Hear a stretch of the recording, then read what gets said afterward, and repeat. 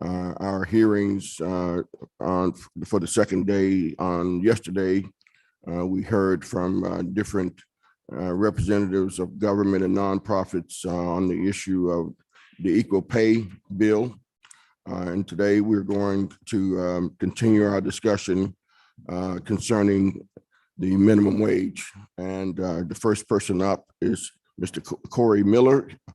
He is the state economist and the director of University Research Center. Mr. Miller. Thank you, Senator Horn. I appreciate the opportunity to speak before this committee today. I will discuss the impacts of COVID-19 and the 2020 recession on the labor market in Mississippi and the current outlook for employment. I will conclude with a discussion of URC's analysis of the economic impacts of an increase in the minimum wage in Mississippi. The labor market in Mississippi continues to recover from the recession experienced in 2020. You can see on our first slide here, we saw the state lose 151,000 jobs in March and April of last year, according to Bureau of Labor Statistics. The state experienced a 13% decrease in employment in 2 months. Initial unemployment claims in Mississippi exceeded 157,000 in May of 2020, more than 2.5 times the previous monthly high that occurred in September 2005 following Hurricane Katrina. Similarly, continued unemployment claims in the state were over 947,000 in May of 2020. Also, that was 3.5 times more than the previous monthly high reached in October of 2005. So we really had some unprecedented levels of unemployment and unemployment claims in a very short amount of time due to the nature of the recession last year. Now, while both initial and continued unemployment claims are well below these levels of last year, as of August, both remain elevated compared to February of 2020. Go back and look at initial unemployment claims. They were at 9,575 in August compared to just under 3,500 where they were February of last year. And if we look at continued claims, they were just under, and I don't have the August up there, it should be just under 75,000 in August compared to 33,000 in February of 2020. So we're still elevated. Despite the steep decline experienced in those 2 months, employment in the state rebounded relatively quickly as just over 75% of the total jobs were recovered by December of last year. And we can see the monthly change here on this slide. Employment recovery has slowed somewhat in 2021. However, as of August of this year, we have just about 80% of the jobs lost in March and April of last year have returned. However, compared to the US, the state has recovered a larger share, and that's been consistent so far, which as of August, the US economy has recovered just over 76% of the jobs lost in March and April of last year. For all of 2020, payroll employment in Mississippi fell 4.3% from the previous year, and US payroll employment fell 5.7%, and that's in the last column of this graph. I believe one reason the state's employment in Mississippi did not experience as large of a relative loss as US employment is because the state's economy is not as heavily weighted in most service sectors. And this next slide should show the breakdown of employment by sector in Mississippi and the US.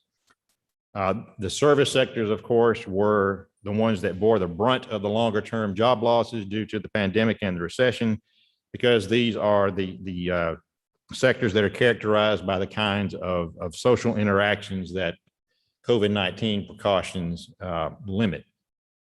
If you look at this slide, you can see, I think in every service sector except accommodation and food services, Mississippi has a slightly smaller share of, or more than slightly, in most of them, smaller share than the US employment. And I think this kind of worked in our favor this time, which is usually the opposite is the case when we have a recession. It's the other sectors that tend to be hit the hardest, but because of what so far has been the unique nature of this recession. It's been the service sectors that have borne the brunt of it. Payroll employment in the state as of August is about 30,700 jobs below its February 2020 level, which is a 2.6% difference. As in most states, the largest number of jobs lost in Mississippi last year occurred in the accommodation and food services sector, which is hotels and restaurants primarily. Employment in this sector as of August is still down by 10,500 jobs, just over 8% from where it was in February of last year. The next largest decrease among all sectors is in the public sector across all levels, federal, state, and local government. Employment is down by 8,200 jobs as of August compared to last February, which is a decrease of 3.4%. These job losses were about equally split between state and local government. The healthcare and social assistance sector also incurred considerable job losses in 2020. And as of August, employment in this sector is lower by about 6,100 jobs compared to last year, which is a 4.5% decrease. So as of August, these three sectors combined account for about 80% of the jobs that we have not yet recovered. Only so far, two sectors in the state have had higher employment compared to February of last year. That is the trade, transportation, and utilities sector, which has added about 5,000 jobs since last February, which is a 2.2% increase. And essentially all these jobs are in the transportation and warehousing industry. Retail trade, for example, is still below where it was. The only other sector that has added jobs is the other services sector, which includes those service sectors that don't fit in the other classification. It's also up 2.2%. This graph shows, and the end of it's not showing up so great, but the numbers are there. This shows the annual change in employment in Mississippi since 2015, along with our forecast for the next 3 years. We project employment in Mississippi this year will increase 1.8%, part of the rebound from last year. That would mark the largest annual increase in employment in the state since 1998. However, the caveat, of course, is COVID-19. Given the rise in those cases in the past couple of months, this forecast is somewhat tenuous, and some of this growth could be pushed into next year. I think we had a decrease in employment in August. I'm kind of expecting it again in September. So that's basically means the last 3 months of the year to meet what our models are saying. To meet those forecasts, we would have to have some considerable growth, and I think that's a bit of a high hurdle. It's possible, but I think it could be difficult to get to this level that we forecasted. For the next year, for 2022, we forecast payroll employment will increase by 0.5%, and then in 2023 by 0.7%, which that would basically mark a return to our pre-pandemic trends if those forecasts are realized. We don't see payroll employment in the state on an annual basis returning to the level of prior to the pandemic in 2019 before at least 2026. Although that forecast represents a considerably longer recovery compared to the U.S. That is historically consistent with what has happened to the labor market in Mississippi following recessions. Following the Great Recession in 2008, on an annual basis, our employment did not exceed our 2007 level until 2019. If you go back even further, in the 2001 recession, which was a fairly mild recession nationally, our payroll employment on an annual basis did not get back to its 2000 level until 2007. So we usually, or at least over the past couple of decades, we don't recover our jobs until about the time we get hit with another recession. So shifting gears a little bit, to finally want to talk about the economic impacts of an increase in minimum wage in Mississippi. We performed an analysis at the request of the committee. We did this in our tax PI model, which is the model that we have used for several years, produced by regional economic models.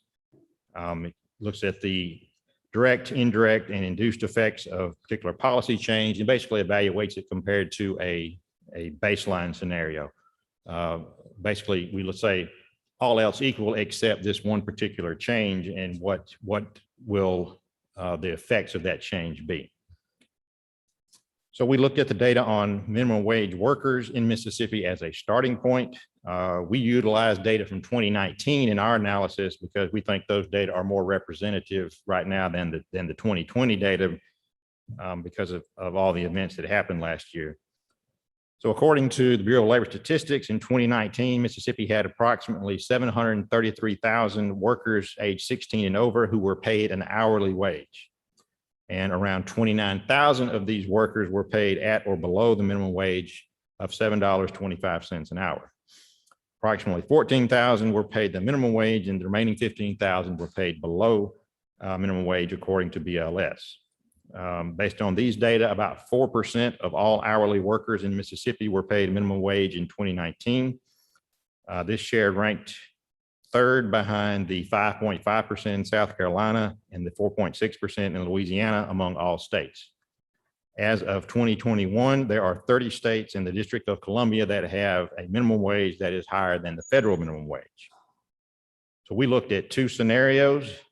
The first is an increase in the state's minimum wage to $11 per hour. And then we looked at an increase to $15 per hour.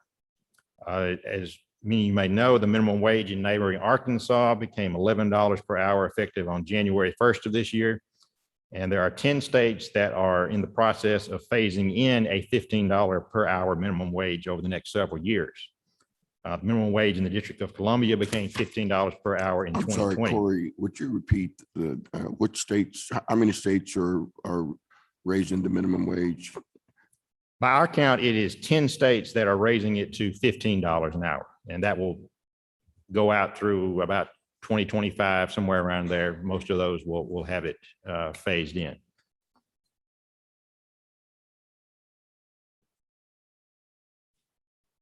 California has a $14 minimum wage as of right now. I believe that's the highest among all states, not counting the District of Columbia.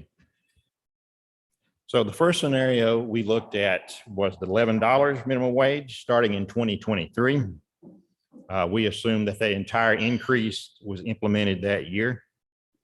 So an induced effect of this change in 2023 is a decrease in total employment of about 4,500 jobs, which is equal to about 0.4% of projected employment for that year.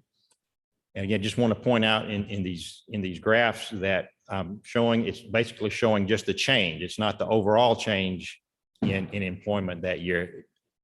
What it means is however much employment does increase in 2023, an increase in the minimum wage to $11 would reduce it by 4,500 jobs or so. And that applies to all of the graphs I'll be showing. So these decreases become larger each year until about 2030, when they hit about 6,000 jobs in a year, or about 0.5% of total projected employment for that year. Then they begin to decrease slightly each year until we took the analysis out to 2039. And at that point, the decrease in jobs was about 5,000 per year. We also looked at the change in real GDP as a result of an increase in the minimum wage to $11. We saw in 2023, in the first year, it decreased by just over $400 million, about 0.4% of what is projected for that year. Again, the pattern is similar. These decreases get larger until about 2031, when the maximum decrease of $565 million, or about 0.5% of projected annual GDP for that year. They become slightly smaller each year, again out to 2039, which is the last year we looked at, when that decrease was about $528 million. Personal income, when we have a $11 minimum wage increase starting in 2023, increases by about $522 million. Again, 4/10 of what is projected of the total for that year. These increases in personal income become smaller each year out to, again, 2039, which was the last year of our analysis, when they're about $61 million. And these were not numbers were not adjusted for inflation. Finally, on looking at the $11 minimum wage increase, we see a relatively modest increase in general fund revenues from a increase to $11 minimum wage. The maximum increase occurs in about 2024. And to get the total, you would have to sum all the numbers in the column there. That is just over $20 million in 2024. Most of that is coming from the expected increase in personal income taxes. The decrease we see is in every year is in the corporate income tax.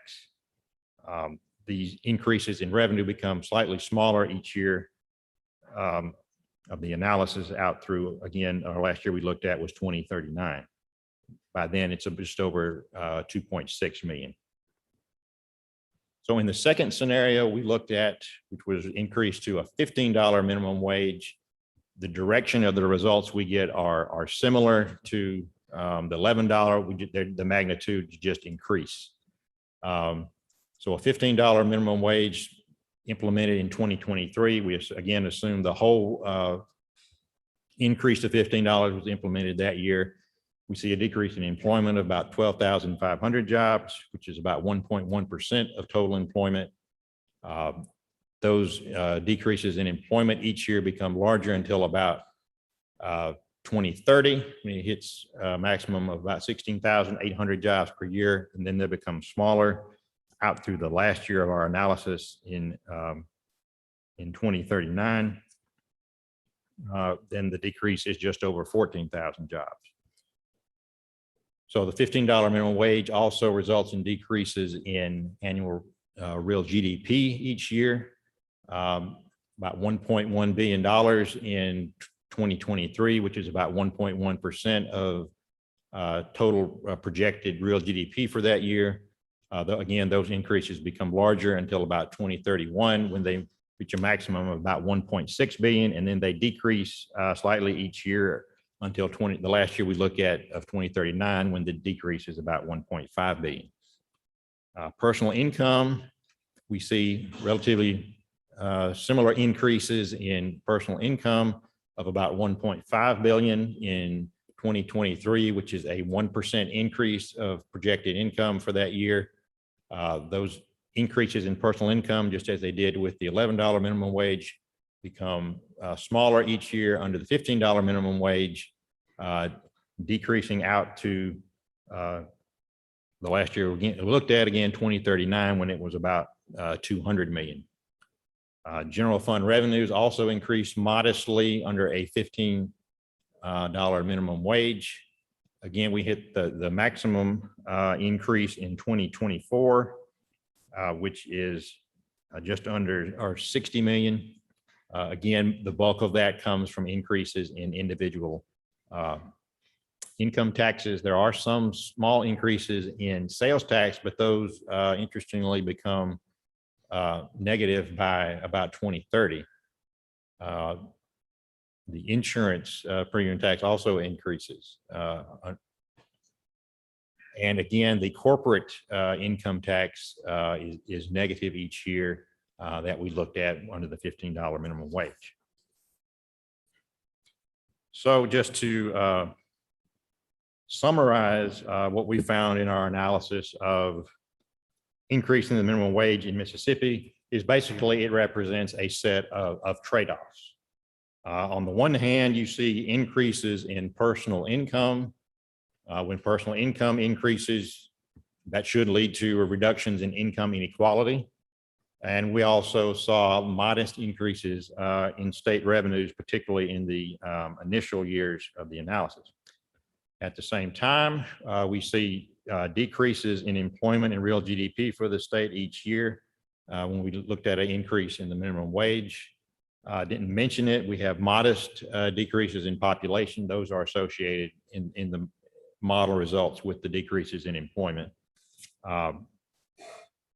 And we also see an increase, of course, in business costs, and that is potentially leads to moderate increases in prices.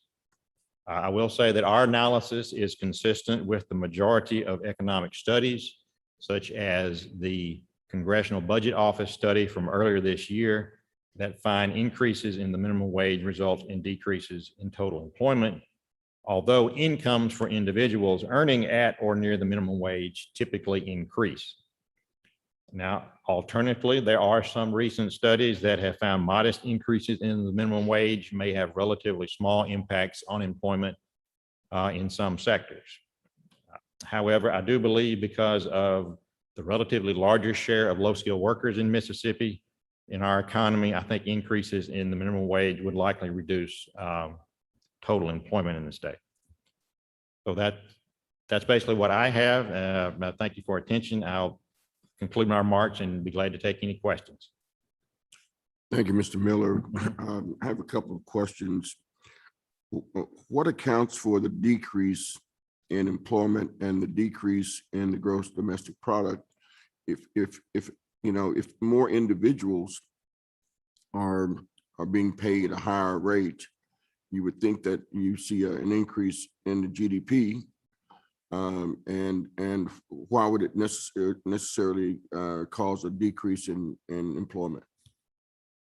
Well, I mean, the basic economics of it is when a firm has to pay more for labor, they hire less of it. They use less labor. Their output decreases, and that explains the decreases in real GDP. That's the basic economic theory. Okay, and the decrease in population? Again, that's just associated with the decrease in employment. Again, those numbers were very slight, so I did not include them here. I mean, are you talking about overall population within the state, or are you talking about the population of workers? It's the overall population because those tend to be associated with household units, I think. Okay. And in year one, personal income, did I hear right? It would go up 522 million?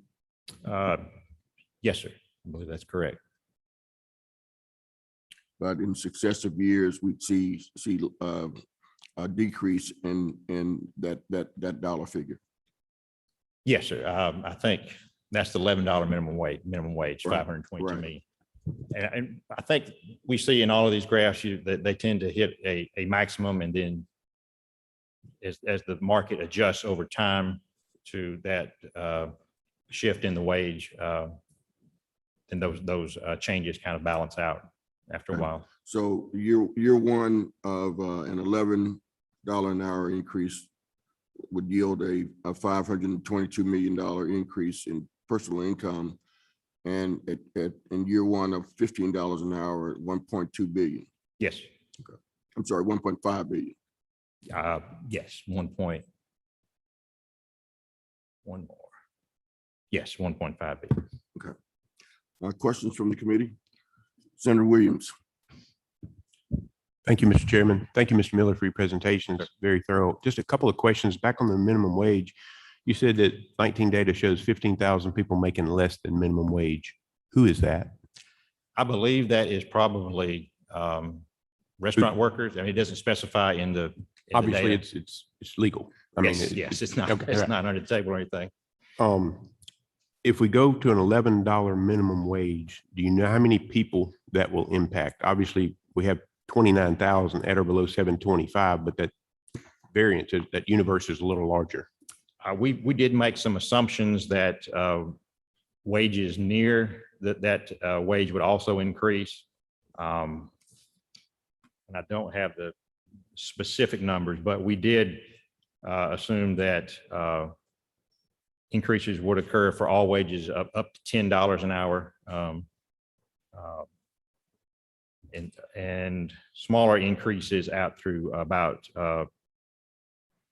$14 an hour. So we assumed in the analysis that people making up to $14 an hour would get at least some increase in pay as a result of an increase in the minimum wage. Basically to maintain the similar structure that we see now.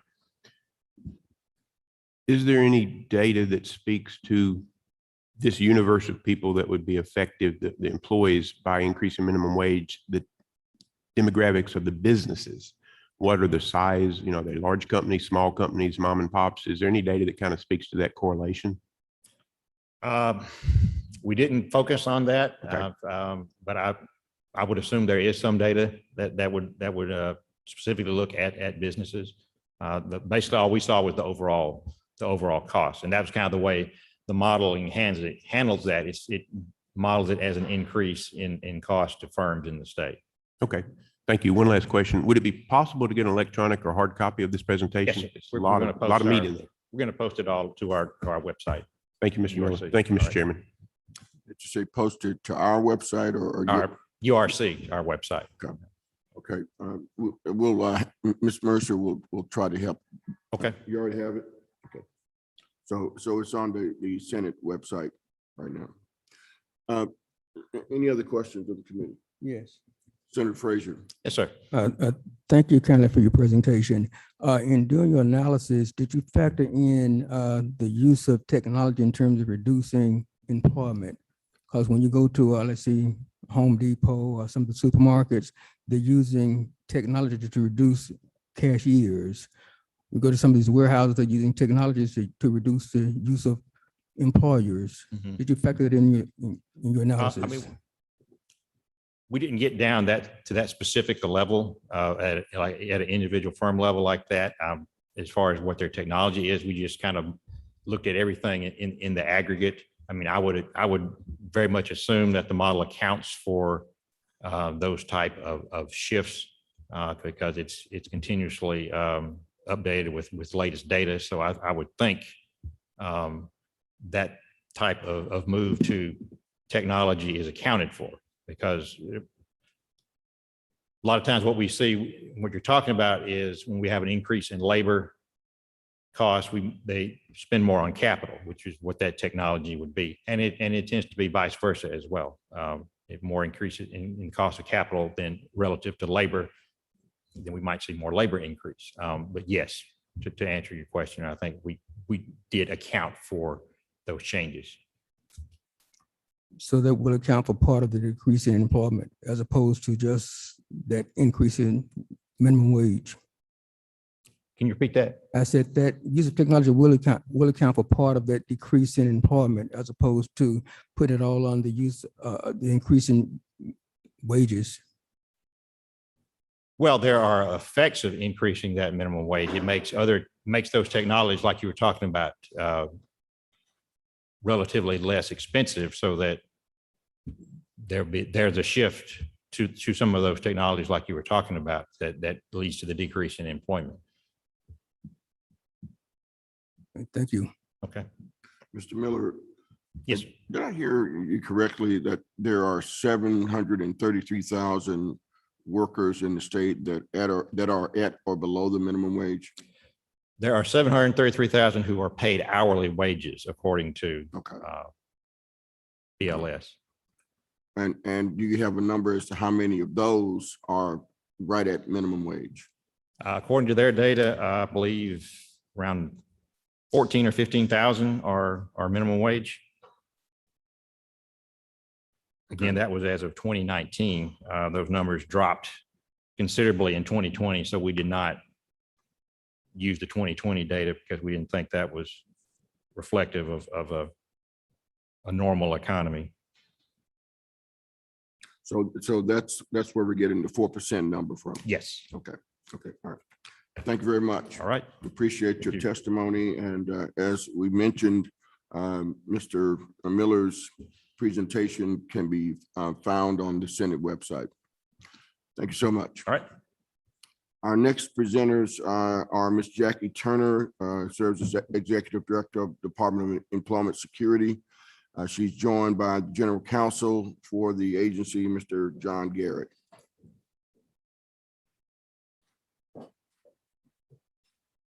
Thank you, Mr. Chairman. And while John is passing out a couple of documents, I wanted to, this is my last day as Executive Director at MDS. I'm retiring today. And yesterday, Governor Reeves announced that Robin Stewart will serve as interim Executive Director until a permanent director is determined. Robin has 30 years with MDS, over 30 years with MDS, and she currently serves as the one of the deputy executive directors over workforce programs, including the WIN job centers around the state. She's also been a key communicator with the Senate, in particular the Lieutenant Governor's office. Leah has had many conversations with Robin. She's the right person for this interim period, and we're very grateful that she's going to serve. As for me, I'm simply just retiring with a little over 34 years, and will spend some time with my family, and maybe I'll work part-time after a few months, but for now I'm just going to take my parents on a few trips and just relax for a little bit. It's been exciting times, and I'm glad to have led through the pandemic, and I appreciate you, Senator Horn, and all the senators for the I guess, support and for the patience with us as we work through our COVID time period. So it's been a real pleasure, so I appreciate it. John handed out 2 documents. One, we just wanted to just give you a flow of programs at MDES.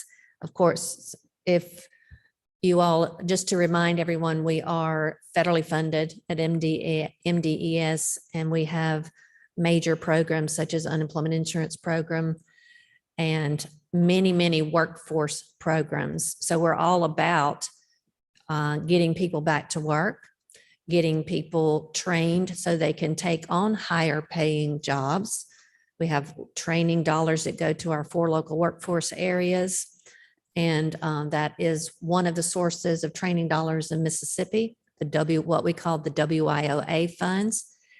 And then we have a system for helping people find jobs. And then, so it's all about getting people back to work, even giving them unemployment when they need help in the interim period while they're looking for that next job. So we are a part of the workforce system in Mississippi. And then the other document that is handed out, I'm going to turn this over to John Garrett, who is Deputy Executive Director, General Counsel at MDS, and he has been there 23 years. So the staff that remains at MDS, the deputy staff all have many years of experience. So I'm leaving it in good hands. So I'll turn it over to John for a few minutes. Good morning. First of all, as you know, the state of Mississippi does not have a Department of Labor. So it adheres to the federal minimum wage, which of course is $7.25. And that minimum wage is enforced by the United States Department of Labor, as we know, and specifically the wage and hour division. And also we don't capture, when we were asked to come, Jackie said, well, we're going to go talk to the legislature, the Senate Labor Committee, and they want to know perhaps maybe some statistics about minimum wage, but we don't capture it. When we get information from employers that we use to assess taxes for, unemployment insurance purposes, that's not something that we can collect in that format. But we did, what you're seeing now as we passed out, is something that the U.S. Census Bureau, they took an average from 2016 to 2020, and we thought it was kind of interesting. And so if you look, you can see exactly how many the distribution of Mississippi workers earning less than $15 per hour. And that is an average from 2016 to 2020. So other than that, I don't know if you have any other questions for us, but just to clarify, we don't actually enforce minimum wage or. Yeah, so. Brilliant. Well, I was going to say, I appreciated Mr. Miller talking. A lot of his sources were U.S. Department of Labor, Bureau of Labor Statistics. And at MDS, one of our departments is what we call the Labor Market Information Department. And we are funded by the Bureau of Labor Statistics. So we gather lots of statistical information on behalf of the National Bureau of Labor Statistics. So some of our data, whether it be unemployment insurance data or workforce data, or just part of gathering data through surveys that are required through the Bureau of Labor Statistics, goes into these, the information that was presented by Mr. Miller. There are, on our website, there's a ton of labor market information under the tab labor market information. And I'm going to leave with you just publications, monthly publications that we do. They're on our website as well. But when you are looking at information about minimum wage or where the bulk of the jobs are in Mississippi, this will help you tremendously. What's that document called? The department is Labor Market Information Department. So if you look on our website at www.mdes.ms.gov and click on labor market information, you'll see different publications and information. This is just a hard copy of a few of those that I just wanted to leave with you. So this chart that shows the different numbers of Mississippi wage earners, and this is the average between 2016 and 2020. Yes, sir. Okay, and so can you project out the average number of workers who are earning above $15 an hour as well? I could not, like I said, maybe we could pull that up and get it to you, but we don't have that. Yeah, this source is not us. It's from the Census Bureau and Bureau of Labor Statistics. In our research, we found this table that we thought would be helpful in this presentation. Okay. And can you tell us how long it's been since the minimum wage at the federal level Yes. was raised to $7.25, and I think it was $5.35 before that? It was, I do know this, we do get a lot of calls, so I refer a lot to the wage and hour, but it's July 24th, 2009, I believe. I will say that our WYOA programs, many of them, they're governed by the local areas, but the training programs, the bulk of the money is invested in programs that have a wage of around lower than around $12, even though the minimum wage is $7.25. So that, because the whole goal is to train our Mississippians in self-sustaining jobs. So when we are investing money in training programs, it's typically around programs that will produce at least a wage of $12 or more. Mm-hmm. Okay. Just an aside, just out of curiosity, how much money is in the unemployment insurance trust fund right now? $566 million, that's up to date. That's- And the wet fund?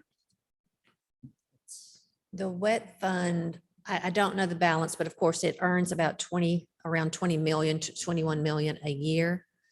And it's that 20 million. We don't mess with the principal, right? I mean, what's thrown off in interest is what we use to fund the wet program. Not exactly. When the unemployment insurance taxes are collected, 0.2% of that goes for three things. The wet fund, Right. and it collects, and we pass to Community College Board, and now with the Office of Workforce Development, about 20 million a year, and they use the principal. And I don't think they use some of the money in 2020, of course, and early in 2021, just because of the circumstances, as much as they typically do. And then, of course, there's the Mississippi Works funds that are about 5 million a year. And then administration of the Office of Workforce Development earns about $1.2 million a year. That's for the SWIB board. Yeah. Okay. Our unemployment rate is right at 6%. The workforce participation rate is, of course, not what we want it to be, and that is a focus of state leadership. I think it's right at 56, 55%.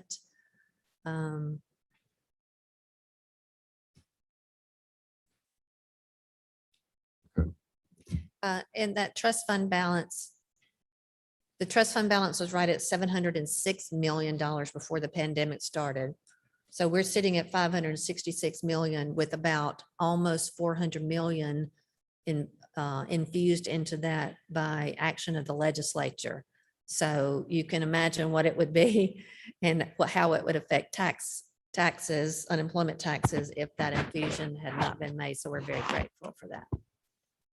How much what was the total? I know we swept a lot of funds that were for other programs that by a certain date, if they were not obligated, then they were swept into the unemployment insurance trust fund. 397 million, right at 400 million. It was initially lower, and then as money came back to DFA and the funds, it became right under 400 million. So if the state of Mississippi wanted to raise the minimum wage, I guess we could do that by act of the legislature. But because your role will be very minimal in all that, because you don't serve as the State Department of Labor for the state of Mississippi. We don't have a State Department of Labor. Is that right? Right. All We right. get the calls, get like a lot John of calls. said, but you are correct. Yeah, there's the. All right. Do you have any questions for members of the committee? Senator Williams? Not a question so much, Mr. Chairman. Thank you. If I may, I'd just like on behalf of the state legislature to congratulate you on your retirement and thank you for your years of service and commitment to the state. And hopefully safe to say, probably want to see your face around in a few months. But thank you. Thank you so much. Yes, ma'am. Well, Senator, you stole my thunder. But it's been a real pleasure, Jackie, working with you over the last couple of years as chairman of the committee and with the members of the committee. You've always been responsive and very expeditious in the manner by which you responded. It was always good information, and it was done in a very, very professional manner. And we want to wish you Godspeed as well. Thank you so much. I appreciate it. It's been a pleasure. I just want to say we will miss her as well. Everybody at MDS will miss you. Thank you. Thank you. Thank you so much. All right, we're going to move along, and our next speakers are representatives of the United Way. We heard from on yesterday, Mr. Murphy, who's president and CEO of the United Way of the Capital Area, and now we're going to hear from the two members of the United Way who've been working extensively on the Alice project, and they are Stephanie Hoops and Catherine Connolly. They're going to join us via Zoom. Good morning. Can you hear me okay? Yes, we can. Wonderful. Well, thank you for this technology connection. I'm actually Zooming in from Wilmington, Delaware today. So delighted to be with you, Senator Horn, and committee members. Thank you for inviting me today. I'm the National Director of United for Alice, which is a center of research and innovation around financial hardship. And I'm delighted to introduce to you someone that I think will be very helpful to the conversation that you're having. Someone that you all know, but perhaps not by name, and that's Alice. Asset limited, income constrained, employed households that struggle paycheck to paycheck, have little or no savings, but often make too much to qualify for public assistance. So who is Alice? Well, technically, Alice households earn above the federal poverty level, but below a bare minimum household survival budget. In Mississippi, 19% of households earn below the federal poverty level. And that's probably the number that you're most familiar with. But when you add the number of Alice households, it's another 31% of households. So it's a level of magnitude that you may not currently be familiar with. In addition to the numbers, it's important to remember that Alice is a person and often people that you know and interact with on a regular basis. We all know Alice, the cashier at your local grocery store, your local childcare worker, perhaps the caretaker for your elderly parent, or the security guard at the mall. Alice is your neighbor, your grown child, your parent, and many of us have been Alice. Alice households come in all ages, household compositions, race and ethnicities, and they live in all counties in Mississippi, urban, suburban, and rural. In fact, they live in all counties across the US. So why are there so many Alice households? Well, the key is the match or the mismatch between wages and the basic cost of living. And today we've already heard a lot about the wage side of the equation. And I think what's important to fully understand what's going on is to see how those wages match with the basic cost of living. So at United for Alice, we've built a series of metrics around financial hardship at the local level. Over the last 10 years, we have expanded from one county in New Jersey to more than 3,000 counties across the US. And in our 24 partner states, United Ways, corporations, nonprofits, and government entities use our data to create positive change for Alice families. The measures have been built by a stellar research team with input from research advisory committees in each of our partner states. So they include more than 300 external experts. And I just wanted to show you the list of the Research Advisory Committee for Mississippi. Is a really excellent group, and we are very thankful for their input in this process of creating the Alice data for Mississippi. Ms. Soups, is very difficult for the committee to see the graphic. Can you tell us who some of those organizations are? Absolutely. Yep. Sorry about the small type there. So we have, I'll just give a quick list. Folks from Excel by 5, Entergy, Mississippi State University, University of Mississippi, University of Southern Mississippi, the Hope Policy Institute, Springboard to Opportunities, the Mississippi Gulf Coast Community, the Kellogg Foundation, Jackson State University, the Mississippi Children's Foundation, and the Gulf Coast Community Foundation. So a wide range of organizations represented. Thank you.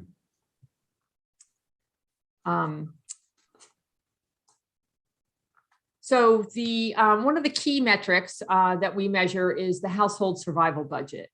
And that digs into the bare minimum needed to live and work in the modern economy. And it includes the lowest cost options for housing, childcare, food, transportation, healthcare, and a smartphone plan. So we do these budgets for every county in the country and for all different household types. I want to reiterate that this is a no frills budget. And you can kind of understand that by what's not included. So it doesn't have things like savings or a vacation or even a child's birthday present. So it's just the bare minimum. It's not a sustainable budget, just what you need to get by. And could you repeat again those household basics? So the minimal cost, so for housing, and for example, for a family of 4, that would be a 2-bedroom rental apartment at HUD's fair market rent. It also includes childcare, food, for example, comes from the USDA Thrifty Food Plan, basic transportation, healthcare, and a smartphone plan. Alice also pays taxes, which I think is important to note. So I want to show you just a quick slide of the budget so that you can see how it compares to other measures that you know. So in this graph is the household survival budget for 1 adult. Next to that is the senior survival budget. And then the tallest column is the household survival budget for a family of 4. There's a dotted line that shows where the federal poverty level is, and you can see how it's for the family of four, it's about half of that cost, a little bit more than that for the single adults. And then the gray bar is the most common occupation in Mississippi is a cashier, who on average earns $9.21 an hour. And so if you are working as a cashier full-time year-round, you would not be able to support the basic household survival budget. And even two cashiers working would not be able to support the family budget. So this helps put it in context of what the wages that we're talking about, what do they need to cover? I wanted to share with you today some lessons that we've learned. We've been tracking ALICE since 2007. And I think that there's some important findings that would be relevant to your discussions today. So I have a couple slides that I'd like to pull out some of these points. So the first is that the cost in basics is increasing faster than the overall rate of inflation. So we track what we call the ALICE Essentials Index, and those are the items in the household survival budget and how they increase over time. The most common tracking of inflation is the Consumer Price Index, and that tracks all the goods and services that people of all incomes buy. So whereas the ALICE Essentials is just that: housing, childcare, food, transportation, healthcare. The Consumer Price Index includes second homes and new cars and video games and computers. And so a lot of things that ALICE households that's not in that basic budget. And what we found since 2007 is that the ALICE Essentials Index is increasing at almost twice the rate as the Consumer Price Index. So those costs of basic goods are increasing much faster than the overall cost of goods. And they're also increasing faster than the wages for low wage jobs. So in this graph, the dotted gray line is wages for a retail salesperson. The yellow line is the Consumer Price Index, and the blue line is the ALICE Essentials Index. So taking that one step further, we compare the wages and jobs and their ability to afford that household survival budget over time. And we've grouped them into low, medium, and high wage jobs. So low wage jobs is the dark blue line. And those are where two workers could not afford that household survival budget for a family. The medium wage jobs are where two workers can afford that budget. And the yellow line, the high wage jobs, are where one worker could afford that family survival budget. So in Mississippi, through the Great Recession and then the recovery, we see the number of low wage jobs increasing, whereas the number of medium wage jobs has decreased, as has the number of high wage jobs. So while we talk about the importance of jobs, it's also significant to remember the kind of job and the wage levels that they provide. And with that information, then we look at, how have the number of ALICE households changed over time. And one thing that's striking to us is that the number of households in poverty has actually remained fairly flat in Mississippi, and even had a slight improvement just before COVID hit. So that would be the dark blue line in this graph. The number of ALICE households, the light blue line, however, has continued to increase through the Great Recession and during the recovery. So even though folks in poverty have stayed fairly flat, those just above have continued to increase. And one lesson that we hope that we don't have to learn, but we did see through the Great Recession, all those households that were just on the edge of that ALICE threshold, one income bracket above, in 2007, they became ALICE by 2010. So if that same thing were to happen during the COVID pandemic, currently we have 50% of households below the ALICE threshold and 6% just above that threshold. If they all became ALICE, the total in the state would be more than half, 56% of households below that ALICE threshold.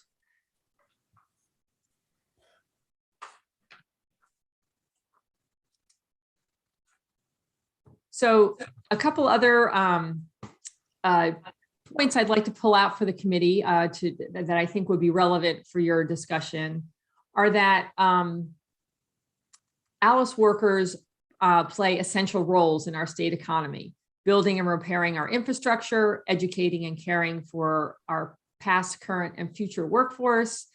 And many have been in the trenches caring for COVID patients. Yet they don't earn enough to support their own family. So a couple of data points to point out that the majority of adults in Mississippi were working in 2019, and most households had at least one worker, but only 23% of workers of working age adults had the security of a full-time job with a salary. So 1/4 of working age adults had the security of a full-time job with a salary. The rest were paid hourly and/or worked part-time. That's a huge block of workers with some job insecurity. There's also a lot of talk about unemployment, but we also noted that there's a high percentage of underemployed workers in Mississippi. In 2019, that was 10%. And in addition to that, and I think this was referenced earlier, there's a large number of adults outside the workforce. A large number are retired, but a big block are out of the workforce for other reasons. And this creates a large reserve of potential workers, and perhaps one of the things that's keeping the wage levels low in Mississippi. Our ALICE report for Mississippi also highlights some important disparities across the state, and things that I think this committee is already aware of, but perhaps some new data to help with that. Significant disparities in terms of race and ethnicity due to undervalued occupations, jobs with low wages and few benefits. Black and Hispanic workers in Mississippi earned 46% and 35% less than white workers. There's also a significant gender gap. I know you heard a lot about this yesterday, where in Mississippi, women working full-time year-round earned 77 cents for every dollar that a white man earned. And these gaps are even wider for Black and Hispanic women. Also note that workers with a disability earn less, so that there are some critical groups that need additional attention in the state. Before I conclude, I wanted to share a tool that we have developed that I think would be helpful for this committee. And it's a wage tool that we've developed so that you can compare that you can compare the cost of living to wages. So here in our website, I'm going to see if I can zoom into Mississippi. I had this pulled up, but of course, technology doesn't always cooperate. So we'll zoom in and you can see how the website works. So you can pick your state, you can pick the hourly wage, and then you can see how many employees work for less than $12 an hour in Mississippi. So 23% of workers in Mississippi earn less than $12 an hour, 77% earn more. And you can click here to see a list of those occupations. And the largest numbers are in the top occupations such as cashier, retail sales, fast food, home health. And so I know you were talking about different levels today, so you can change that to $11 an hour, or you can increase it up to $15 an hour and see how that plays out across different occupations. Ms. At the Hoops, top of the quick question website. for you. Does this tool drill down to data by county? We have two maps on here, and this map does. And this map shows where wages will cover the household survival budget. So you can look at what wage, and then you can pick your family type, anything from one adult to a family of four. So in this example, you can see the counties in blue are where a wage of $12 an hour for a family of three with, that would be 2 adults working, could afford their household survival budget. In 11% of counties, even with 2 adults working, you would not be able to support that survival budget. So it's fun to play around with. You can change the wage, you can change the family type. So that's a family of 4. And if you increase that to $14, you could see how that changed. But you can scroll over and you can see exactly for each county. The second map with the occupations shows MSAs. That's the best level that the BLS provides that data.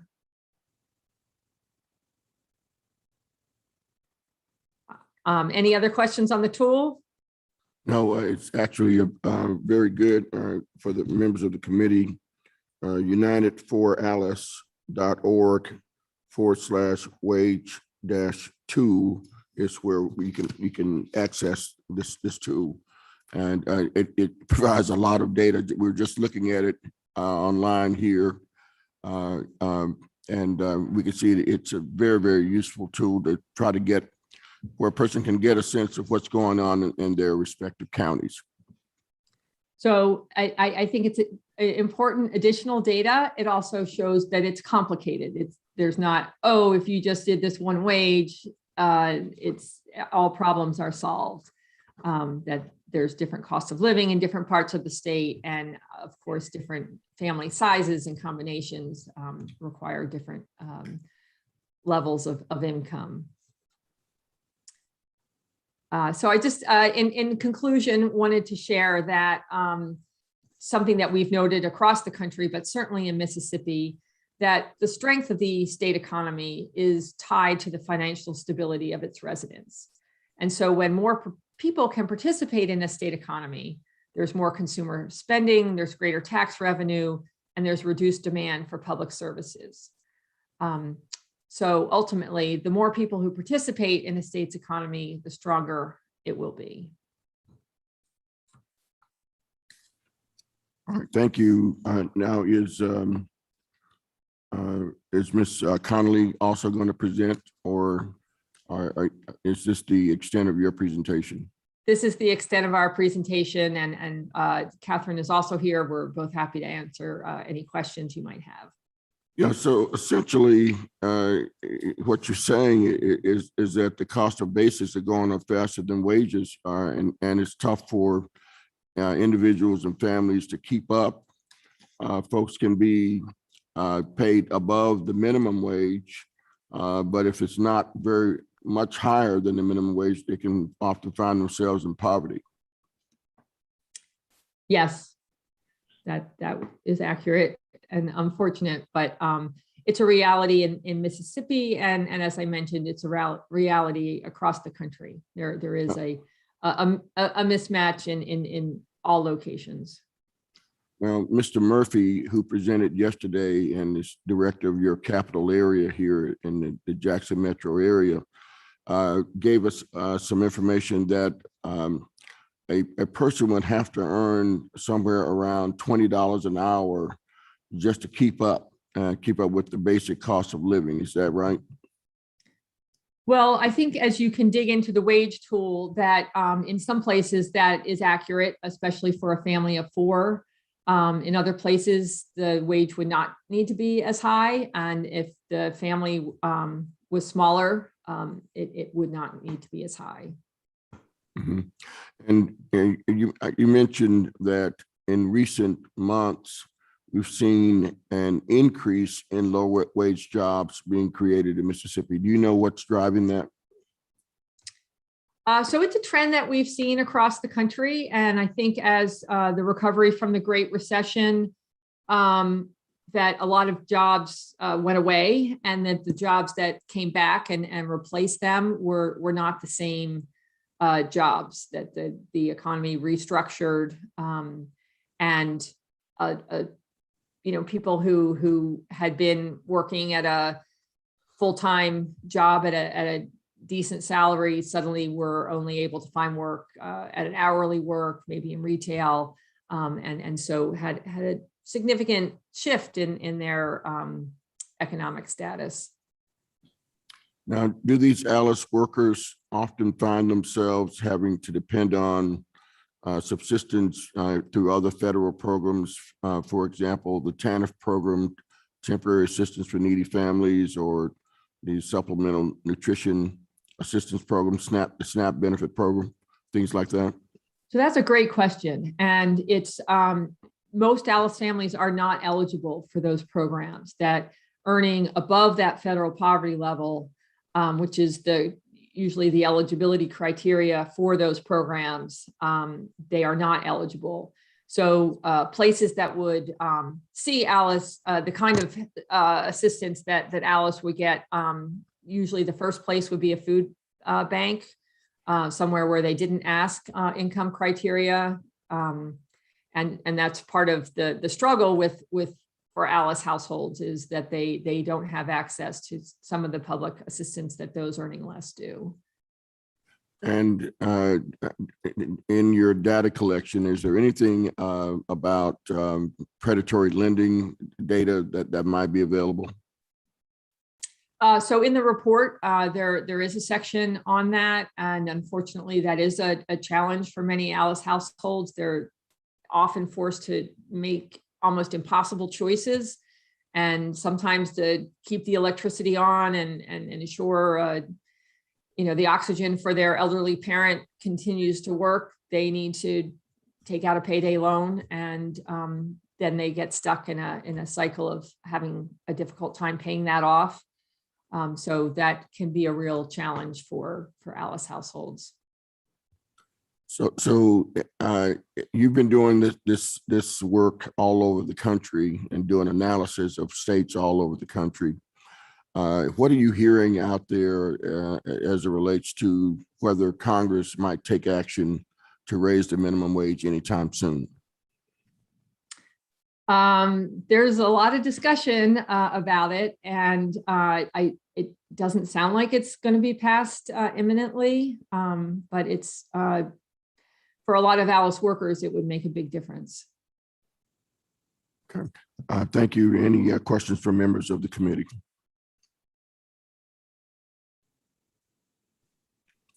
All right, Ms. Hoops and Ms. Connolly, we appreciate the information that you've shared with the committee. We may want to have some follow-up conversations with you offline, but thank you again. Wonderful to be with you today. Thank you. Okay, we're going to move back to in-person, and the next person we're going to hear from is Mr. Joey Deason. Mr. Deason is Executive Director of the Madison County Economic Development Authority. He's going to talk about wage earnings and these what the average developer in Mississippi, and certainly what specifically in Madison County, they're looking for when they go out to recruit industry into the state. Mr. Chairman, thank you. Committee members, thank you as well. I appreciate the opportunity to present to you today. I didn't bring any information only that's on hard copy or in electronic form, but I do have something I want to share with you.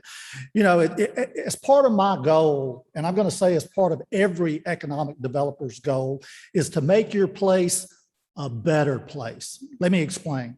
Your place may be a community, it may be a city, it may be a county, and it may be a region.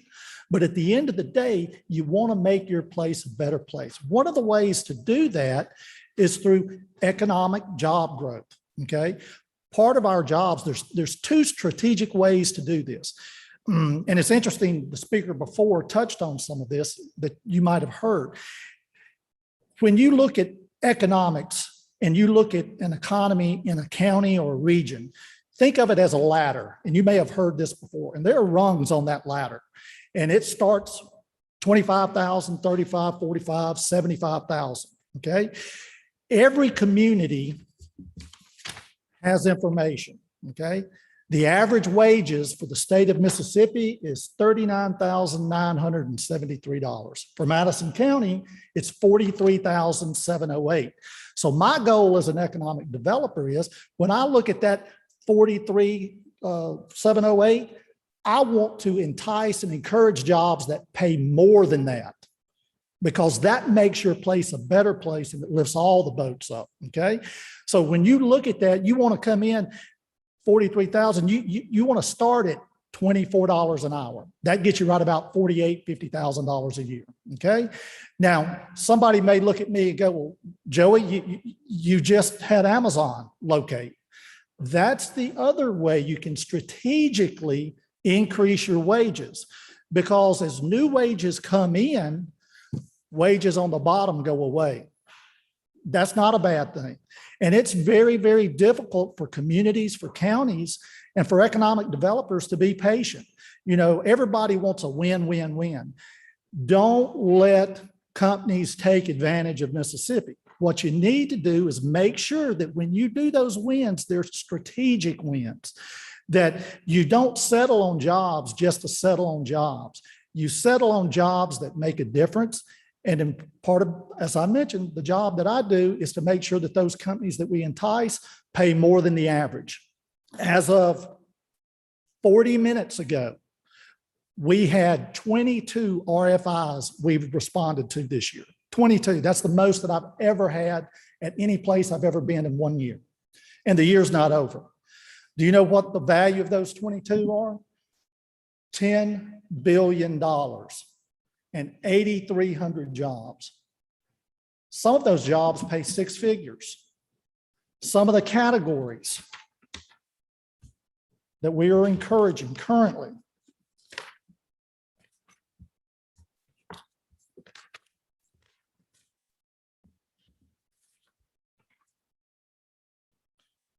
Battery manufacturing, nuclear research, valve manufacturing, food manufacturing, consumer products, biomaterial manufacturers, and medical. And I saved medical for last because I know that there's a medical cannabis bill that may be voted on here in the near future. Do you have any idea what those type jobs pay? We have 6 that I'm aware of in Madison County. 3 are waiting for the law to pass. 3 are actively already engaged, 1 in construction, 1 leasing, and 1 is purchasing property. The average wages for those are $50,000 when you combine them all together. So that's $25 an hour. It's about 250 people, and it represents about $45 million in investment in the community. So as an economic developer, my goal is to increase the average wages. My goal is to make sure that there are better jobs so that you don't fall into the Alice category. Those are my remarks, and I'll take any questions. All right. Thank you, Mr. Deason.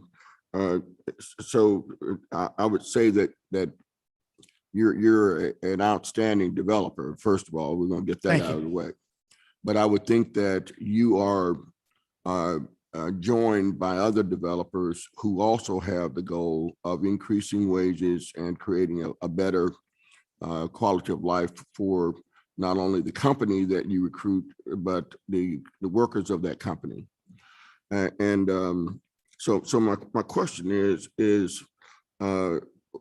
where do you think Mississippi needs to go in terms of improving the quality of life? Do we need to move beyond the minimum wage or a rise in the minimum wage from the current $7.25 an hour? Or do we just let the marketplace drive that?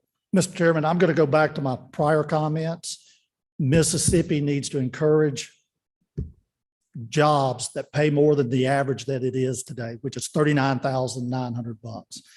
When MDA and your local economic developer is sitting there and they're courting these companies, you need to make sure that what you settle on, unless it's a strategic move, they pay more than the state average, because we've got to lift that average up. And the only way to do that is to have those good jobs that pay more than what the state average is today.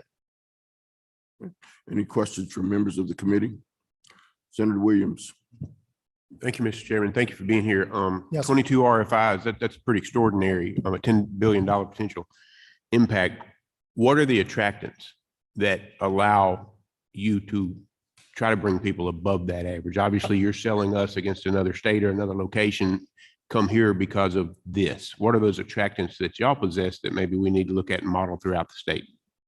Well, I've mentioned this in the past in some speeches. First of all, Madison County is very unique. It's one of the reasons I left the Golden Triangle region and came to Madison County. You have low crime rates. You have great schools. You have a great quality of life. You can live in a suburban area or you can live in a rural area. You've got a 33,000 acre reservoir. You've got a federal Natchez Trace Parkway that you can run, walk, hike on. You've got a lot of things that millennials are looking for. Madison County grew by 15% in the last census. Madison County, when you look at the total number of counties in the state, or I'm sorry, the total number of counties in the US, there's about 3,100 of them. On a per capita income, Madison County ranks number 173. That's in the top 5% in the US. That's a huge, huge understatement. When we're approaching companies, one of the things I always do is they look at your labor force participation rate. Madison outranks Mississippi. It outranks the US. We have a very high labor force participation rate. And we also, when you look at the balance between the state of Mississippi, and I'm doing this from memory, I want to say when you look at the Mississippi by categories or sectors, I think healthcare is number one. I think manufacturing for the state of Mississippi, or at least for the Jackson MSA, is probably down about 6th on the list. In Madison County, manufacturing is number one, largely because of Nissan and the suppliers. But there's a lot more to Madison County than just an automotive town. You've got Amazon, you've got Levi's, you've got Vertex, you've got professional companies that live in Ridgeland and Madison and Gluckstadt. So I hope that answered your question. What we sell is we sell value. And sometimes I'll give you a real life example. We came in number 2 on a project 2 weeks ago. And I told my colleagues, I said, you know, the difference between number 2 and being number 12, about $200,000. That's what we spent to try to win that project. And we were good for it. When you look at Atlanta, you look at Dallas, Mississippi's in the middle. We should take advantage of that because some of those markets are booming. They have a labor shortage as well. In Mississippi, you can feed both of those markets back in that direction. Thank you. Thank you, Mr. Chairman. So I would think that it's safe for me to say, Mr. Deason, that you are not actively, I can't even talk.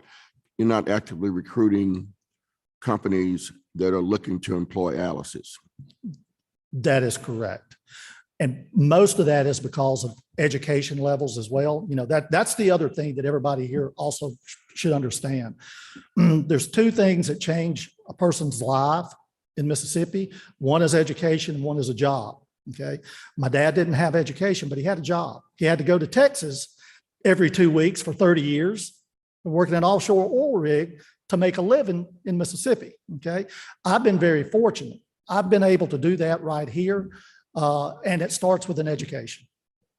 Okay. Any further questions? Thank you, Mr. Deason. We appreciate your coming to testify before the committee. Thank you, Mr. Chairman, committee members. Okay, we're going to get to our next to the last speaker, Mr. Kevin Roberts. Mr. Roberts is the owner of Fit Chef Catering.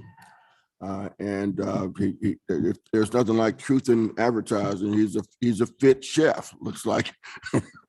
That's right. You got to get the muscle man, right? And he's going to talk about his perspective as an employer and the impact his wage structure has helped his company. Mm-hmm. Absolutely correct, guys. First, I want to say how grateful I am for this opportunity. I'm grateful to be here. I haven't been here since I was 13 when I came in for a ninth grade Mississippi Studies class. So it's great to walk in these doors and it's an honor to be here. I don't have graphics. I don't have PowerPoint. All I have is true raw power and emotion for what I've experienced. And that's all I have today is to show you. My man was just talking about the high-end jobs. I'm the kind of man that employs a lot of Alice's, a lot. Before I go into that, Fit Chef Catering. So what we are a healthy meal prep business. We are also a full-fledged catering service. I started the company back in 2018. So we're going on 3 years now. We've just been open for 3 years. Started basically my business. I was selling food out of the trunk of my car to people at the gym. Because, you know, I've been a chef for 20 years. I've been in the restaurant business for 20 something years. Started off making $6.25 an hour, cooking burgers at Bumpers. And of course, I got a chance to travel all the way across the country. I lived in California, Alaska, Florida. I'm also a high school dropout, college dropout. In fact, I've only had one class since 10th grade that I passed, and that was public speaking at Hines Community College. Imagine that, right? So here I am today to publicly speak to you guys. Started my company back in 2018 after leaving a corporate restaurant business that opened in Vicksburg, Mississippi. I hated the life that they were putting me into a structure and they were paying me very little. So I decided to branch out into my own. The history of how we created this business, they deny me. The SBA denied me a loan in the beginning. I barely could get $20,000 to open my business. When I did finally get through to a little bit of funding, I built out what I could. And when I started 3 years ago, I had 4 employees and myself. I now have 47 employees. We have 3 locations. In fact, we just opened a new store yesterday in Flowood over there in, is that Rankin County? Is that right? Yes. So that's Rankin County. Also, I have a store location in Madison County. I have one up in Gluckstadt. Also, I sell items inside of Hines County here in Jackson. And I'm actually in the middle right now of negotiations with a development that's going to be happening in the middle of Highland Village. If you're familiar with that, that's right here in Hines. And of course, we are based out of Vicksburg. And of course, I'm about to do another development for another project down there too. What Fit Chef has done over the last 3 years, we have helped thousands of Mississippians lose tens of thousands of pounds of weight. I have helped change thousands of people's lives just by providing a healthier living and a healthier option. We're Mississippi, right? You know, what are we known for? Fried chicken and all that good stuff, right? We're not necessarily the healthiest state in the country, but here we are with my business making a difference. In for August 1st of this year, you know, obviously we have this employee crisis, or we have this employee shortage that's going across the country right now. I don't know the specifics of what that cause is. That's not my game. I'm in the game of food. I'm not in the game of politics. All I know is that inflation is happening. My employees are needing more money, you know, and I'm having a struggle of finding employees. So I went out on a limb and I decided, well, I'm gonna pay my employees more money. I raised the wages to which previously was $9 minimum wage. Because, you know, we talked about those statistics earlier about people actually getting paid minimum wage. There's really not a lot of people getting paid minimum wage. They're getting paid like 50 cents over minimum wage. So they're not classified as that minimum wage. This is just what I know. You have to remember, I come from poor background. I come from lower middle class. That's where I come from. So I raised the wages from $9 to $11. My entry level for my business now is now $11 hour minimum wage. Everybody that was already previously employed got bumped up $2 across the board. If they were making 11, now they're making 13. If they were making 12, they're making 15 or 14, you know, and so forth and so on. Now I have between 47 employees, only have 8 employees making minimum wage of $11 an hour because they have improved their work skills over the last 2 months. It's not just about the wages, it's about the leadership. It's about the company that is actually trying to give back into it. Now, granted, I did raise my prices by 8%. Now, a meal that costs $8.50, $9, raising 8%, I raised my prices by 45 cents. Pretty sure everybody here can afford an extra 45 cents for a healthy, delicious meal, right? Little shameless plug, small little increase. Since then, my business has doubled. I am now doing twice as much in sales than I was 2 months ago. Now, granted, we did just open a new location. I have employees coming in who are happy to come to work. They're feeling valued. They're feeling appreciated. They are wanting to learn more because I pour into them. I give them books. I give them investment in themselves, not just in their pocketbook. I now have 4 managers getting paid over $18 to $22 an hour. I got 8 people on full coverage life insurance policy. And this is Blue Cross Blue Shield. This is the top tier stuff, probably some of the stuff you guys get full fledged. I'm paying out of pocket for them. And I give encouragement. It's like, if you want to get this, guess what? You have to work hard for it. So yes, there is a give and take. There is a reward system in my business that allows you to grow and allows you to flourish based on your participation. If you're not going to participate and give more, well, guess what? You are going to get what you get. And I do have a minimum, but the minimum isn't where we need to be. There's so much more than just the minimum. And that's what I try to teach my people. Everybody that's working for me, I'm trying to build a culture that will have careers. My man's talking about 20-something an hour and stuff like that. I would love nothing more than have my staff making over 20-something an hour and all the full benefits and not have to worry about, well, I might need to get a second job. And what has happened now is I have 57 applications on my desk and in my computer right now of people wanting to come work for me.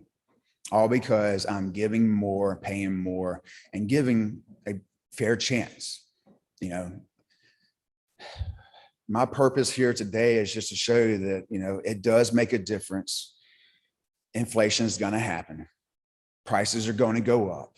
There's no reason why we should have a bunch of Alice's getting less and struggling. It does make a world of a difference. I'm not saying we have to go full-fledged national with this $15 an hour stuff, right? But we do need to have some sort of change that does happen on the forefront of this state. Obviously, Mississippi is on the lower end of so much. And I can tell you today from my testimony that what I've done for my company, I may have given less than 0.5% of my profit share to my employees, but they've given 100% more of their willingness and eagerness to want to do better. And because of that, I'm here now, not having to worry about a brand new store I just opened the doors to yesterday. People who have never, ever worked inside my business are now running my business today because of the leadership I implemented there. I have 36 people inside of a kitchen right now so that we can get out 4,500 meals by 5 p.m. tomorrow. That's a lot of food. That's a lot of movement. We're doing big things, and I plan to continue to do bigger things. And I know as me, as a company, as a business owner, that the only way I'm going to do better things is by taking care of my employees. And because of that, they are giving back more than I ever imagined. So I thank y'all for allowing me to come up here today to give a slight testimony. It does make a difference, and there is a change that is available. We just have to grow with our leadership all across the board. Thank you.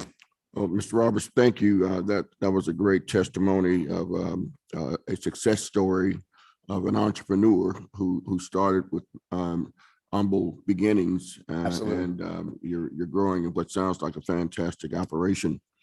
And it also sounds like you have a willingness to take your workers with you. Mm-hmm.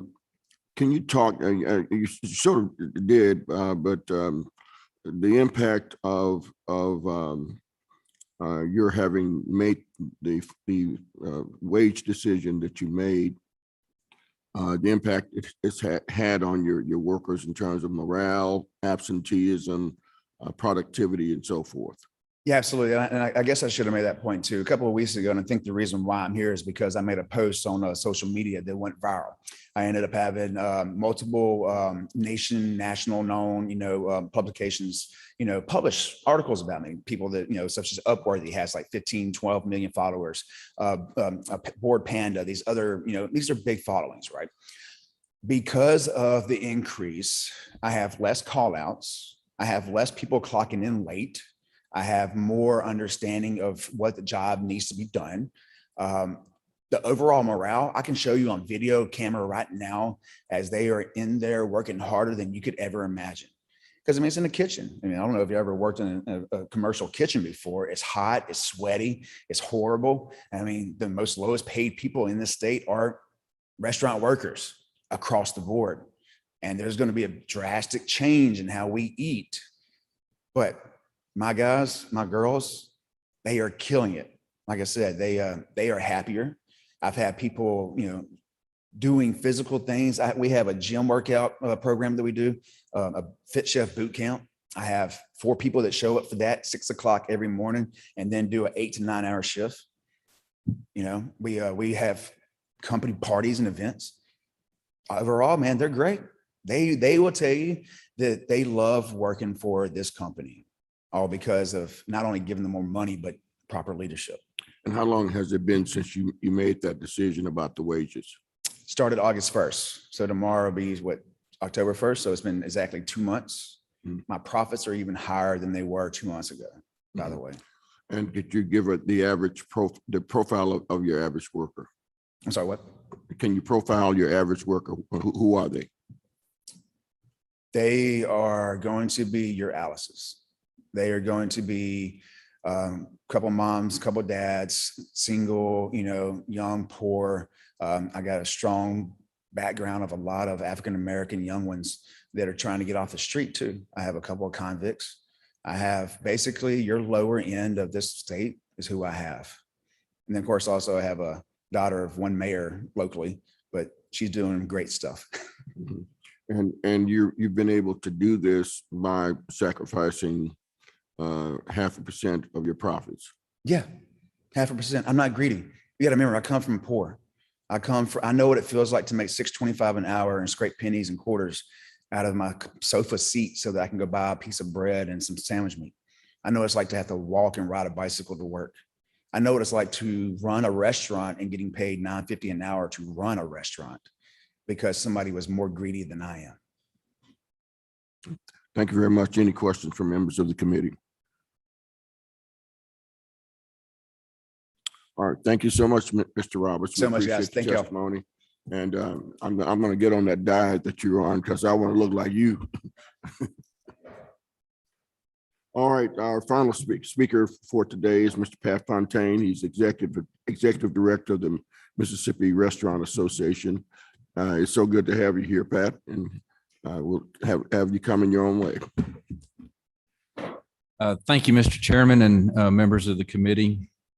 Would like to share with you some very recent data from the National Restaurant Association from a survey conducted September 7th through the 15th of over 4,000 restaurants nationwide. As you'll see, costs are up. 91% surveyed state that they're paying more for food now. 84% are paying more in labor. 71% of restaurants are operating understaffed at this time. And 63% of restaurants in August report that sales were down compared to August of 2019. The most pressing issue facing our industry at this time is a shortage of labor. And I would like to point out that this labor shortage began prior to the pandemic, as was alluded to by Mr. Roberts. Many employees left our industry to seek higher paying jobs. And so that's something moving forward that we as an industry have to address. Rates of pay, benefits, training, as Mr. Roberts mentioned, investing in your employees. So that's something long-term that we have to look at.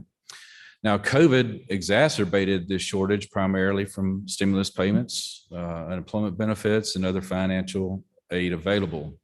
Currently, 71% of restaurateurs report they're operating understaffed. And as a result of labor shortages, some operators are reducing their hours of operation And in some cases, the days of the week that they are open. That results in decreased sales.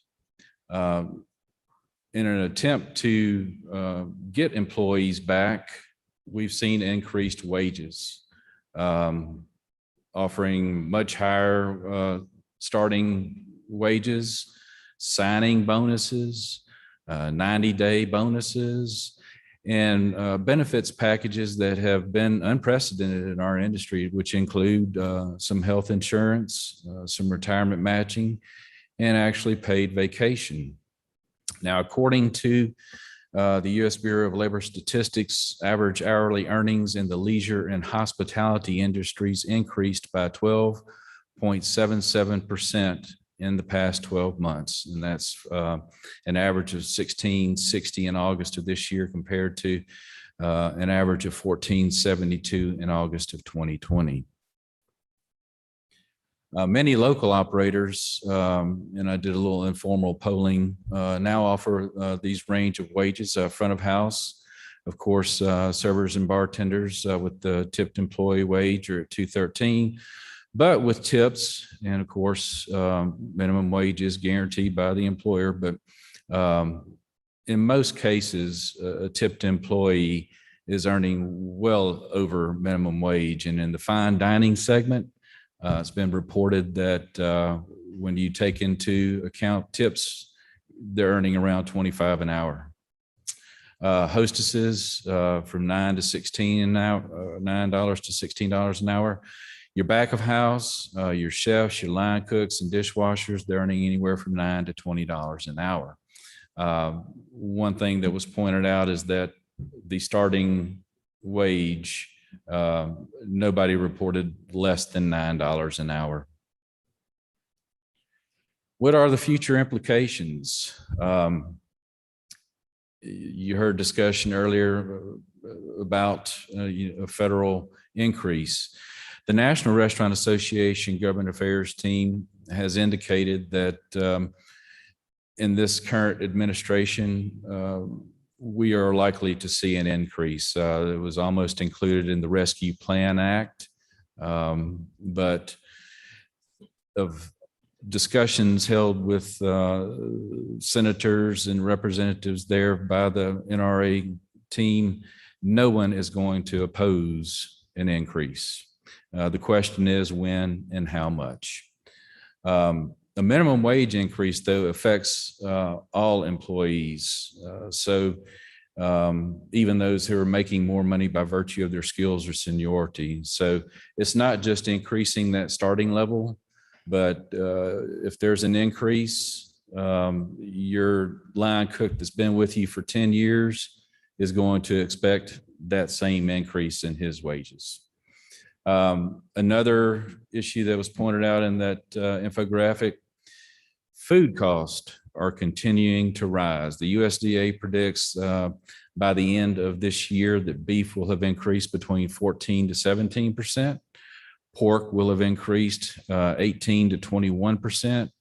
Poultry, 19 to 22%. And Mr. Leggett can correct me if I'm wrong there, but and produce increasing 15 to 18%.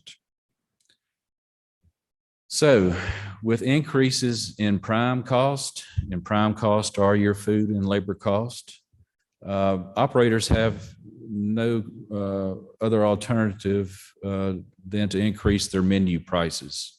And that's in an effort to protect already very narrow profit margins.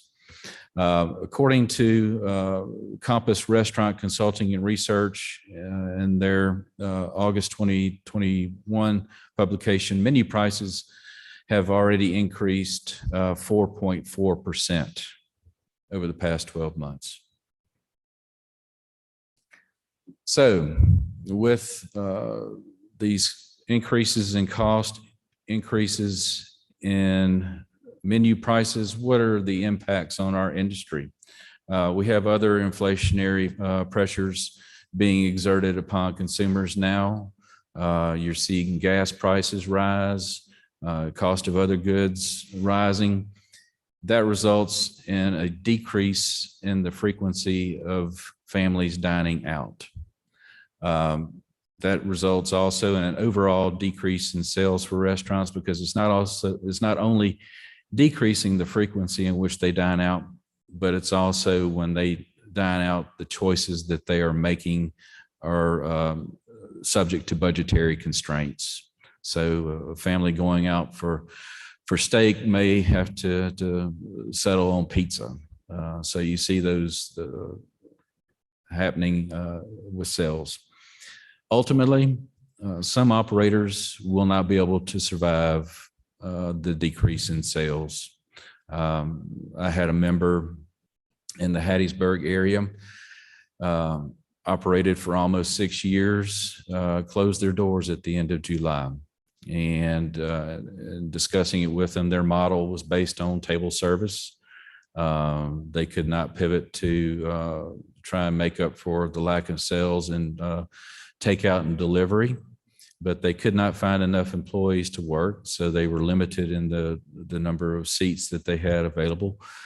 And the decrease in sales was such that he could not operate profitably. So he decided to cut his losses at that point. And that's the concern that I have moving forward with these increases. Also, there were many Mississippi restaurants that applied for the Restaurant Revitalization Fund grant program that did not receive the funding. So without that funding and the decrease in sales, my fear is we'll see more closures.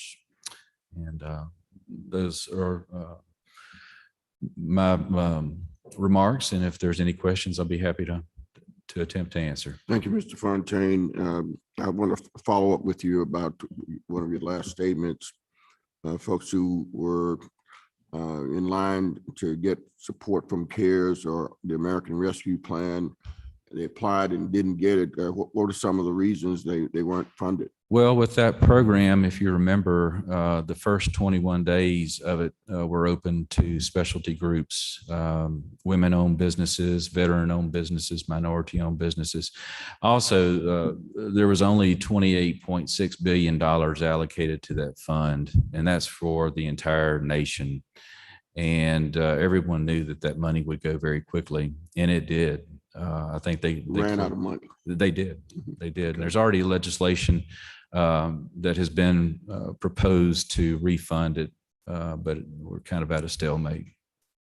So it sounds like the restaurants are caught between a rock and a hard place. Their costs of as you say, the prime costs are going through the roof, and you're finding it difficult to find labor in this environment. So you're feeling pretty squeezed. Yes, sir. There's extreme pressure on. But you mentioned that Congress does not appear to be opposed to an increase in the minimum wage. It's a question of when and how much. How much? That is correct, and that's coming from the National Restaurant Association Government Affairs team. And of course, you have the one side that wants to see it increase to $15 an hour, eliminate the tipped employee wage. The other side wants the increase tied to an inflation index, putting it somewhere between $11 and $12, an increase in the tipped employee wage as well, which would be around 30% of minimum wage. The biggest factor there deals with the tipped employee wage. The elimination of that would have a devastating effect on our industry here in Mississippi. Why is that?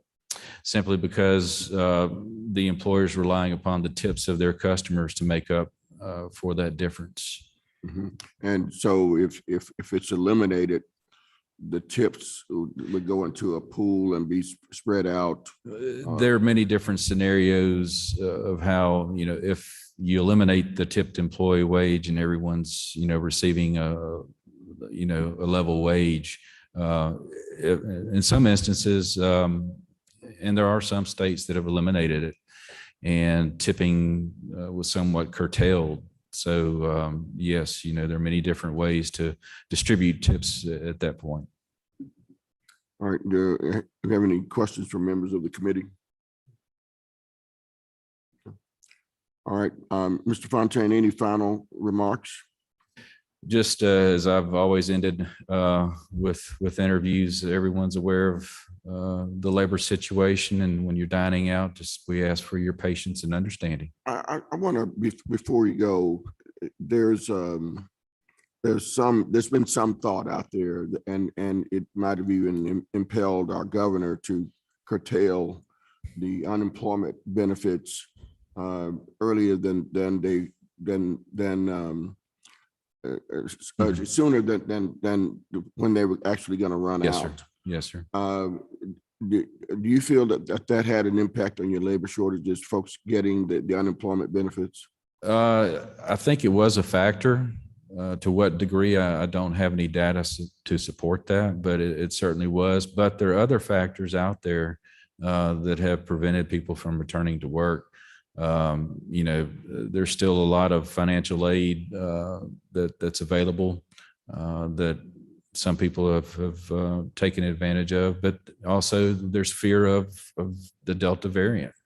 That has prohibited some people from returning to work. Their fear of being vaccinated, in some instances, keeps them from returning to work. So there are other factors that have been at play. Childcare. Childcare is a big one. You have to realize that the female population makes up 55% of the restaurant labor force. So if you had to characterize your workforce, what percentage of the restaurant industry's workforce is made up of Alice's? An overwhelming majority. Yes, I wouldn't be able to quantify that, but most definitely a majority. Thank you, Mr. Fontaine. We appreciate your testimony today. Yes, sir. This is Thank you. going to conclude our hearings for the Labor Committee at this time. The last 2 days have been very informative for, I think, most of us. And we'll use it to inform whatever we might do in the 2022 legislative session, if anything. If there are no questions by members of the committee, then Senator Williams moves that we rise and report.